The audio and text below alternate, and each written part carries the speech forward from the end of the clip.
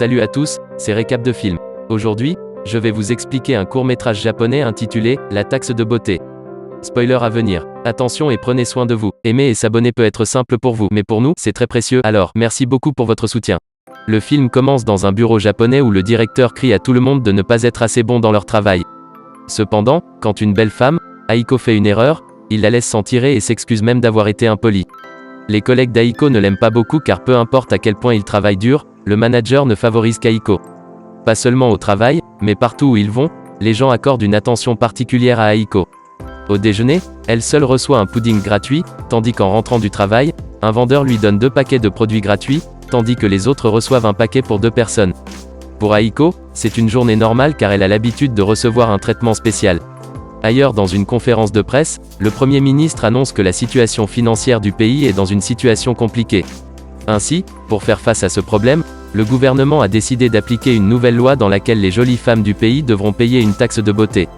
Les manifestants dans le public prétendent qu'il s'agit d'une discrimination systémique moderne à l'égard des femmes, mais le Premier ministre applaudit en disant que les belles femmes reçoivent de nombreux privilèges financiers, ce qui n'est pas juste pour les personnes moches.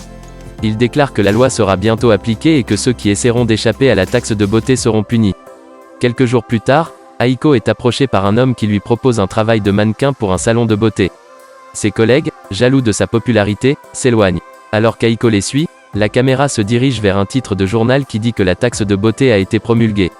Lorsque les trois vont déjeuner ce jour-là, les collègues d'Aiko paient 1000 yens pour leur nourriture. Cependant, Aiko est invitée à se tenir devant un appareil de numérisation. L'appareil est censé scanner les femmes et mesurer le pourcentage d'impôts qu'elles doivent payer, en fonction de leur beauté. Aiko pose pour la machine et elle scanne son visage. Les résultats disent qu'elle est le 2e niveau de beauté, elle devrait donc payer une taxe de beauté de 20%. Son total s'élève à 1200 yens qu'elle paye à contre-cœur. Le restaurant qui lui offrait des desserts gratuits lui fait maintenant payer un supplément simplement parce qu'elle est belle. Plus tard, en achetant une bouteille d'eau, Aiko doit à nouveau payer plus qu'une personne normale. De même, toutes les jolies filles de la nation, selon leur niveau d'attractivité, doivent payer un certain montant d'impôts. Les journalistes interviewent des gens ordinaires sur leurs réflexions sur la législation fiscale et les gens semblent en être très satisfaits. Un homme prétend qu'il a dépensé beaucoup d'argent pour de jolies filles, ce n'est donc que justice si elles doivent payer plus d'impôts que lui. Une autre fille pas si jolie déclare que les belles se faisaient chouchouter, donc ce n'est approprié que si elles doivent payer plus. Avant que la loi ne soit promulguée, beaucoup de gens la considéraient comme une discrimination à l'égard des femmes, mais après son application, les gens ont changé de camp. Maintenant, la majeure partie de la nation est en faveur de la taxe de beauté. Le lendemain, Aiko reçoit son chèque de paye et l'ouvre avec enthousiasme, pour être déçue. L'argent sur le chèque est bien inférieur à son salaire réel. Elle se rend chez le directeur avec le souci et découvre que la taxe de beauté s'applique également à son salaire, ce qui signifie qu'elle obtiendra 20% de moins qu'avant. Le gérant lui explique calmement que ce n'est pas sa faute mais celle du gouvernement. Pour qu'elle se sente mieux, il lui propose de la régaler avec des repas partout où il le peut. Enragés par la discrimination, Aiko et d'autres belles femmes de la ville brandissent des pancartes et protestent devant le bureau des impôts. L'homme là-bas leur demande de partir car la décision est prise et elle est définitive. Aiko rétorque qu'il s'agit de la pire forme de discrimination, mais l'homme répond en affirmant qu'ils ont eu le joli privilège. Il demande à Aiko d'y réfléchir et rejette l'affaire. Quand Aiko y pense, elle commence lentement à se rendre compte qu'elle a eu de jolis privilèges toute sa vie. Elle se souvient quand elle était petite, elle a cassé un pot de fleurs une fois. Les adultes se fâchaient contre les enfants qui faisaient la même chose, mais leur réaction était différente pour elle. À l'université, ses amis ne la laissaient pas payer ses repas chaque fois qu'il sortait, juste à cause de sa beauté. Et même maintenant, au travail, son patron pardonne toutes ses erreurs mais il s'énerve quand les autres font de même. De retour dans le présent, l'officier déclare que les belles filles comme elles ont toujours eu des avantages sociaux et économiques qui sont injustes pour les autres, par conséquent, la taxe de beauté est une loi raisonnable qui garantit l'équité.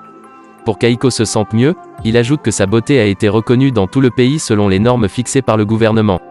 En regardant la situation sous un angle différent, Aiko commence à se sentir mieux à propos de la taxe de 20%. Le récit change lorsque les filles qui paient des impôts plus élevés commencent à être considérées comme les meilleures dans la société. Aiko va même à une émission de télé-réalité et exprime son bonheur d'être l'une des rares personnes à payer une taxe de beauté de 20%. Les filles disent qu'elles sont souvent invitées à sortir dans les restaurants et les bars lorsque les gars découvrent qu'elles paient une taxe de beauté. Même au travail d'Aiko, sa popularité monte en flèche et elle commence à être connue comme la fille qui paye 20% de taxe de beauté. Contrairement à son interaction précédente avec les caissiers de restaurants, Aiko est désormais ravie de payer plus cher pour être belle. Son manager l'appelle lorsqu'il a des réunions d'affaires importantes et son partenaire commercial signe les papiers sans hésitation après avoir vu le beau visage d'Aiko. En achetant des choses, elle s'assure de souligner qu'elle paye une taxe de 20% à ceux qui l'entourent, qui ne paient que 5%.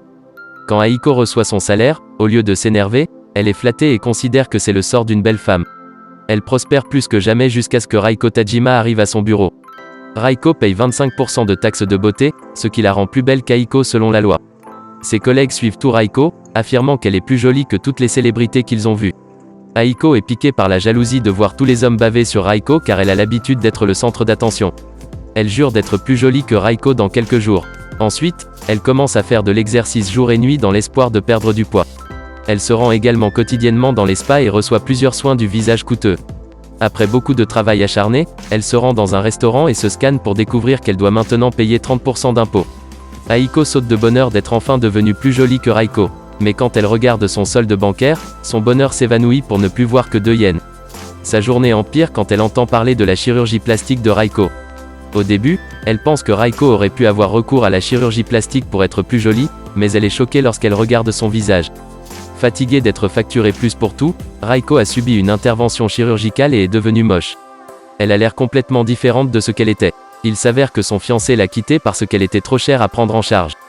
Comme Aiko pense que sa journée ne pourrait pas empirer, elle est convoquée par son manager qui l'informe qu'elle a été licenciée. Il s'avère que l'entreprise a dû payer plus d'impôts pour chaque bel employé et pour réduire les dépenses inutiles, elle a décidé de licencier toutes les belles personnes. Bientôt, le récit autour de la taxe de beauté change à nouveau. Les produits de beauté pour rendre les femmes plus laides commencent à se vendre. Les gens qui étaient fiers de payer plus à cause de leur beauté commencent à se faire paraître plus laids pour garder leur emploi. De plus, les hommes commencent à éviter les belles femmes car leur coût de la vie est trop élevé. Un jour, Aiko est dans le bar angoissée par sa vie. Un homme s'approche d'elle et lui propose de l'aider pour réduire ses impôts. Avant qu'elle ne puisse continuer la conversation, Aiko reçoit un appel de l'avocat de la famille. Il s'avère que sa mère décédée lui a laissé beaucoup de richesses qu'elle a héritées de son oncle. Cependant, la taxe beauté s'applique également aux successions. Comme la mère d'Aiko était également très belle, l'héritage s'élève à moins d'1 million de yens, ce qui signifie que si AIKP veut réclamer l'héritage, elle devra payer le gouvernement et ne rien recevoir. La nuit, Aiko retourne au bar et rencontre le même gars. Il se présente comme Nonomura. Aiko et Nonomura se rapprochent en discutant. Il suggère qu'elle se fasse laide pour éviter les impôts étant même ses faux sourcils épais. Aiko est un peu sceptique car éviter de payer des impôts pourrait la conduire en prison, mais Nonomura lui assure que de nombreuses filles font de même. Le lendemain, Aiko dessine des cils épais et des taches de rousseur sur son visage. Elle cache également ses beaux cheveux avec une perruque courte et ajoute un énorme grain de beauté à son nez. L'agent des impôts est surpris de la voir entrer. Elle affirme qu'elle a été stressée à cause du décès de sa mère et qu'elle a pris du poids. L'officier la scanne et la machine la déclare laide. Il retire enfin Aiko de la liste des jolies femmes, ce qui signifie qu'elle n'aura plus à payer les droits de succession. Pensant que tous ses problèmes sont résolus, elle se précipite dehors et appelle Nonomura. Il la félicite et l'invite à rencontrer ses parents dans une jolie robe. Aiko comprend que l'homme s'intéresse à elle et sourit à elle-même. Elle est heureuse que même dans un moment comme celui-ci, quelqu'un ait besoin de sa beauté. Le jour où ils sont censés sortir, Aiko se maquille avec enthousiasme. Cependant, ses plans échouent lorsque 2 policiers frappent à sa porte et l'arrêtent pour avoir essayé d'être laide pour éviter de payer des impôts. Il l'informe également que Nonomura est un escroc notoire qui convoite l'héritage des belles femmes. Il s'avère qu'il ne s'est jamais intéressé à sa beauté et essayait seulement d'obtenir son héritage. Aiko est alors condamnée à 2 ans de prison. Elle est déprimée et seule alors que sa vie a pris un mauvais tournant. Son seul ami en prison est son compagnon de cellule qui essaie également d'être laide et d'éviter les impôts. Pendant qu'il parle, Aiko souhaite qu'elle soit née laide. Si seulement son nez était court d'1 centimètre, sa vie aurait pu être différente. Mais son compagnon de cellule lui conseille de ne jamais se détourner de la réalité. Elle prétend qu'ils sont tous les deux malheureux en ce moment à cause de leur cœur terne, pas à cause de leur beauté. Selon elle, ils étaient trop concentrés sur le fait d'avoir un joli visage qu'ils ont oublié de garder leur cœur heureux. Aiko est inspirée par les paroles de son amie. Elle jure de travailler à embellir son cœur quand elle sortira. Coupée à 2 ans plus tard, Aiko est finalement libérée de prison. Elle est dédiée à travailler sur son cœur cette fois. Elle voit un enfant pleurer pour une glace et lui propose gentiment de lui en acheter une. Cependant, la commerçante lui rend de l'argent supplémentaire en disant qu'elle n'est pas assez jolie pour la taxe de beauté. De plus, certains enfants derrière elle la traitent de moche. En entendant cela, l'embellissement du cœur quitte l'esprit d'Aiko. Elle s'offusque en prétendant qu'elle est toujours très belle. Mais il s'avère qu'au cours des 2 dernières années, le niveau de beauté a complètement changé. Puisque les hommes favorisaient les femmes laides à cause de la taxe de beauté, elles sont devenues plus populaires et sont maintenant considérées comme plus belles que les femmes traditionnellement belles. Étonnée par le nouveau monde, Aiko tend sa glace à l'enfant mais elle refuse de l'accepter à cause de la laideur d'Aiko. Abonnez-vous pour recevoir d'autres vidéos comme celle-ci, activez les notifications et laissez un commentaire pour aider la chaîne, merci d'avoir regardé.